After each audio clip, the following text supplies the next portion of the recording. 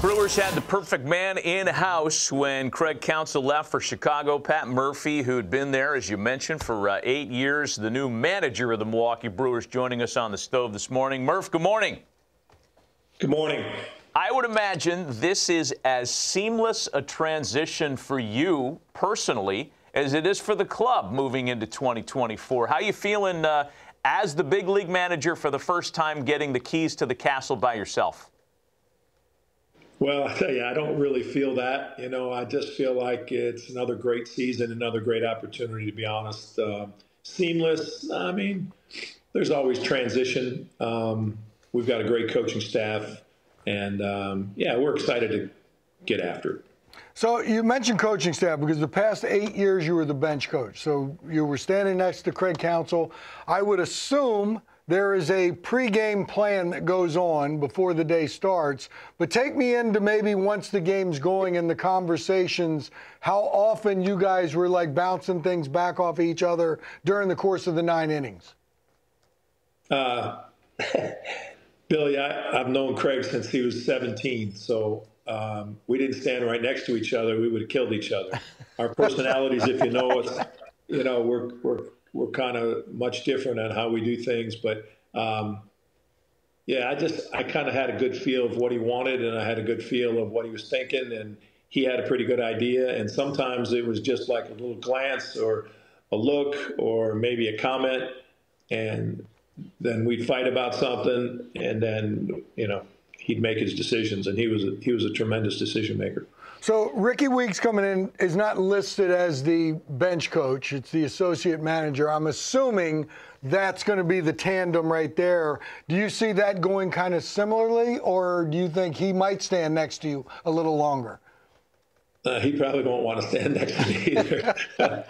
No, Ricky, I mean, Ricky, you guys have covered him for a long time, man. This is a tremendous human, has tremendous presence. He's going to be a huge impact on the Milwaukee Brewers. There's no question in my mind. That was my first name that came out of my mouth when they talked to me about who would you like on your staff. The first thing I said was Ricky Weeks. I'd known Ricky. I wasn't certain he was going to jump and do it, but if we made it enticing enough, I guess he understood that he was going to have a big role, and it's exciting. He's awesome. I don't know where he's going to stand. We talk about it a little bit, but when the bell rings, sometimes you don't shuck and jive the way you planned on.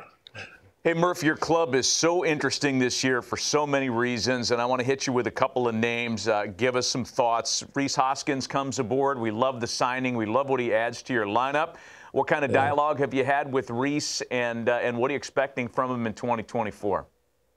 Yeah, no, I mean, great human. Knew him a little bit from across the field, respected him a great deal. And for us to go get him was a big move on our part, I thought. It put out anybody that thinking we weren't trying to go after it, by signing this guy. And, I'm really looking forward to it. Here's where some of us, or some of our colleagues at least, get the mixed signals on the Brewers and where we're going, because you bring in Rhys Hoskins, Burns is traded, Woodruff, who wasn't able to pitch this year, is no longer with the club. I know that the team loves Freddie, and he's ready to step up as 1A. Tell us about the rest of that pitching staff that's going to look a little bit different this year. Well, there's no question. I mean, that's part of it. These are two homegrown guys, Woodruff and Burns, who you mentioned, that they're a huge part of Brewer history. I mean, they came up in 17 or 18, whatever it was, but they're in the thick of everything. So going forward without them is going to be, it's going to cause everybody a little trepidation, just like you guys. And that's why you're talking about it. But that's what we do. Somebody else steps up, and there's plenty of other options. Wade Miley, the KG veteran, I'm not sure how old he is. Maybe he's 40, 45, I'm not sure. But this guy's real comfortable out in that circle, and he impacts other people. So he's going to help us a bunch, and he's going to mold the rest of that staff. And, I think we're going to be competitive. So, Murph, that's the second time the competitive or the compete came out, because your last bite that we put when you were at the podium on the press conference said, me and my coaching staff is going to have these boys ready to compete. And I wonder, the way that was said, it hit me that I think sometimes we forget about that part in the game. We're looking at so many different things now in the game that sometimes we forget about 1A to me, which is go out there and compete. There's no question about it. You've been around it a long time. I've been around it a long time. And the bottom line is you can put whatever you want on paper. We have a great system, or we have a model that guides a lot of our decisions in the front office, and they've proven themselves that it's successful. But when it comes right down to it, it's about the present. It's about the here and now when you're in that batter's box or you're towing that rubber. And are you ready to get after it right then? Is your mind, clear? Are you convicted? Do you want to compete right now, this pitch? And we're kidding ourselves to think that this thing's going to be decided on paper, because we lost Burns and Woodruff. And, it's getting the guys to understand that, if you want to make it happen, it starts with you. Take that responsibility and get after it. But the other team at the end of the series has got to feel you. And that feeling. And when you've competed with that freedom, and you've competed with that here and now, that you're in the now, it's scary what you can accomplish. One thing that you can count on, and it's pretty cool that you've watched every one of his major league appearances and saves, is Devin Williams at the end of the game. I mean, you're blessed with one of the best in the business. I just want to know, from a manager's perspective, the feeling of taking a one-run lead into the ninth and knowing that you've got that guy to wrap it up. Think about this. That's a great point. Think about this.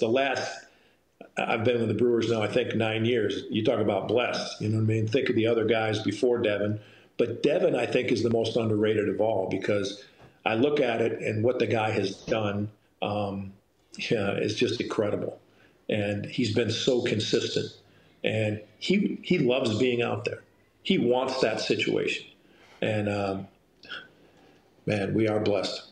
I remember talking to Mike Scioscia for many years about spring training projects and the length, the monotony of it. It's certainly nothing that's new to you. He used to have these little pet projects for guys just to try to break it up. One year it was, I want you guys to all try to build a glove. Build the glove. Like, we're at spring training here, fighting for our job, and he's got guys cutting leather out and stuffing it with socks. Are there anything that No, I'm doing that. You're doing the build a glove? I'm doing build a glove. You just gave me the idea. Okay. So he didn't have anything until you just threw it out there. All right, I love it. I might have had some things, Billy, but don't underestimate me. But listen, trust me, I'm doing that. Build a glove. Hey, man. Tribute to Scioscia. Tribute to Scioscia. A tribute to Scioscia. I'm sure you've got tricks of your own from your real successful days in the college game all the way through your big league career. Murph, we appreciate the time, man. Pitchers and catchers in about a week, and we can't wait to watch your Brewers play this year.